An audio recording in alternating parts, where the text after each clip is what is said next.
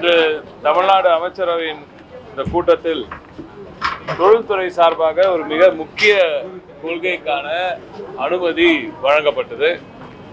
உங்கள் எல்லோருக்கும் நன்றாக தெரியும், திராவிட நாயகன் தமிழ்நாடு முதலமைச்சர் அவர்களின் தலைமையில் திராவிட மாடல் ஆட்சியின் காரணமாக தமிழ்நாடு இன்று நம்பர் 1 மாநிலமாக தொழில் வளர்ச்சியில், பொருளாதார வளர்ச்சியில் நம்பர் 1 மாநிலமாக திகழ்கிறது. இதை இப்பொழுது அடுத்த கட்டத்திற்கு நகர்த்த வேண்டும். புதிய செக்டர்களில் நமது வளர்ச்சி இருக்க வேண்டும். அதுவும் குறிப்பாக அட்வான்ஸ் செக்டர்ஸில், இப்போ நம்ம ஸ்பேஸ் டெக்கில், அட்வான்ஸ் டெக்கில் அடுத்த கட்ட வளர்ச்சியை நோக்கி செலுத்தப்பட வேண்டும் தமிழகம் என்ற நோக்கத்துடன் தமிழ்நாடு விண்வெளி தொழில் கொள்கை 2025 இன்று அமைச்சரவையில் ஒப்புதல் வழங்கப்பட்டது. இதில் முக்கிய இலக்காக அடுத்த 5 ஆண்டுகளில் விண்வெளித்துறையில் 10,000 கோடி ரூபாய்க்கான முதலீடுகளை ஈர்ப்பது இதன் முக்கிய இலக்கு.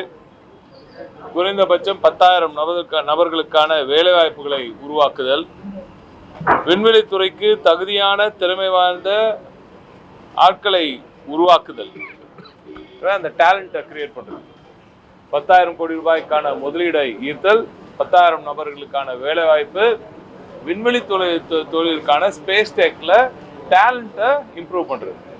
இந்த 3 இலக்குகளுடன் நாம் பொதுவாக மேனுஃபேக்சரிங் செக்டரில் மட்டும் நம்ம கவனம் இருக்கும். உற்பத்தி துறையில் பெரும்பாலும் நமது கவனம் இருக்கும். ஆனால் இந்த முறை ஸ்பேஸ் டெக்கில் பொறுத்த வரைக்கும் சேவையிலும் சர்வீசஸ்லையும், ஸ்பேஸ் டெக் சர்வீசஸ்லையும் நம்மளோட கவனம் இருக்க வேண்டும் என்று அமைச்சரவையில் மாண்புமிகு முதலமைச்சர் அவர்கள் அறிவித்ததன் பேரில் இந்த அமைச்சரவை ஒப்புதல் கிடைத்துள்ளது.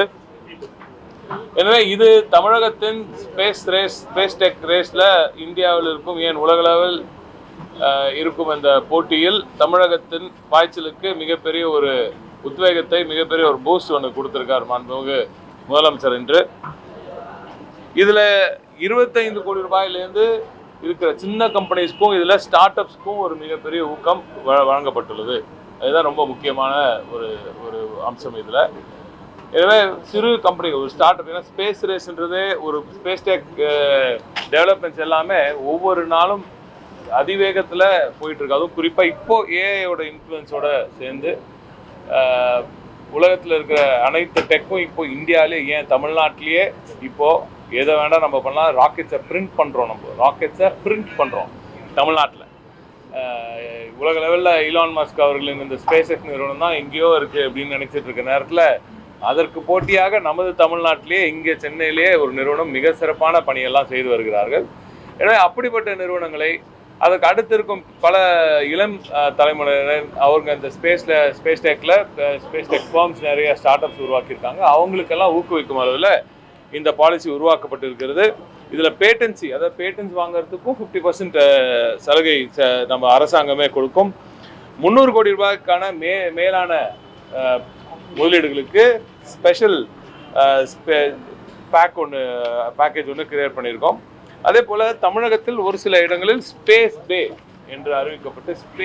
என்று ஒரு சில இடங்கள் அறிவிக்கப்பட்டு அந்த இடத்தில் முதலீடுகள் வருமே ஆனால் அதற்கு ஸ்பெஷல் பேக்கேஜ் கொடுப்பதற்கான வழிவகைகள்லாம் இந்த பாலிசியில் இருக்குது. ஊதிய மானியமாக முதலாம் ஆண்டு 30%, 2ஆம் ஆண்டு 20%, அதுக்கு அடுத்து 3ஆம் ஆண்டு 10% என்ற அளவில் ஊதிய அளவில் கூட ஒரு ஊக்கத்தை இந்த பாலிசி தருகிறது.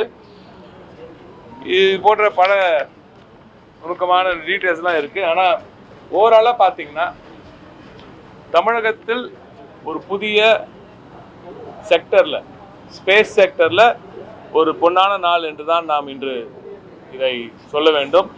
தமிழ்நாடு ஸ்பேஸ் பாலிசி வெளியிடப்பட்ட நாள் இளம் தலைமுறையிற்கு ஸ்பேஸ் டெக்கில் ஸ்பேஸ்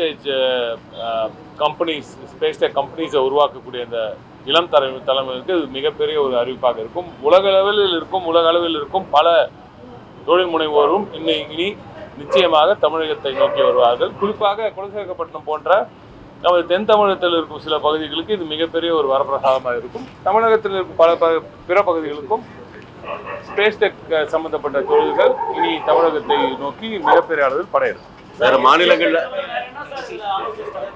நான் தொழில்துறை பற்றி மட்டும் சொல்றேன், மற்றதெல்லாம் நாங்கள்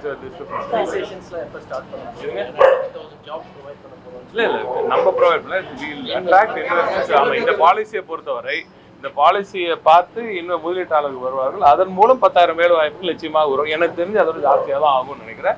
இதில் குறிப்பாக பார்த்தீங்கன்னா இதில் வர வேலை வாய்ப்புகள் எல்லாம் சாதாரண வேலை வாய்ப்புகள் இல்லை, ரொம்ப ஹை அண்ட் வேலை வாய்ப்புகள். எனவே அதனால தான் இந்த பாலிசி ரொம்ப இம்பார்ட்டன்ட் சொல்கிறேன். ஸோ நம்ம பிள்ளைகளுக்கு நம்ம ஊர்லேயே ஹை அண்ட் வேலை வாய்ப்புகள் நிறைய ஊதியம் கொடுக்கக்கூடிய ஒரு வேலை வாய்ப்புகளை உருவாக்கக்கூடிய பாலிசி இது. மிக சிறப்பான பாலிசி. இந்த பாலிசியை ஒப்புதல் வாங்கி கொடுத்த நமது மாண்பு முதலமைச்சர் அவர்களுக்கு துறையின் சார்பாகவும் நன்றி தெரிவித்தார். அது இன்னும் ஐடென்டிஃபை பண்ணல. ஸ்பேஸ் பேஸ்ன்னு அதை ஐடென்டிஃபை பண்ணுவோம். இன்னும் ஒரு சில இடம் ஐடென்டிஃபை பண்ணியிருக்கோம், அதை டிக்ளேர் பண்ணுவோம். வேற மாநிலங்களும் நம்மள மாதிரி தான் பாலிசி டிக்ளேர் ஆயிருக்கு. வேற மாநிலங்களும் நம்மள மாதிரி முன்னெடுத்திருக்காங்களா? வேற மாநிலங்கள் இல்ல ஸ்பேஸ் பேஸ் இது வரைக்கும் மற்ற மாநிலம் பண்ண மாதிரி எனக்கு தெரியல. பட் இது வந்து ஆமா நம்ம எது தமிழகம் செஞ்சாலும் ஒரு முயற்சியோட இருக்கும். Maybe I am not too very sure, but space base நம்ம தமிழ்நாட்டில் உருவாக்கும்.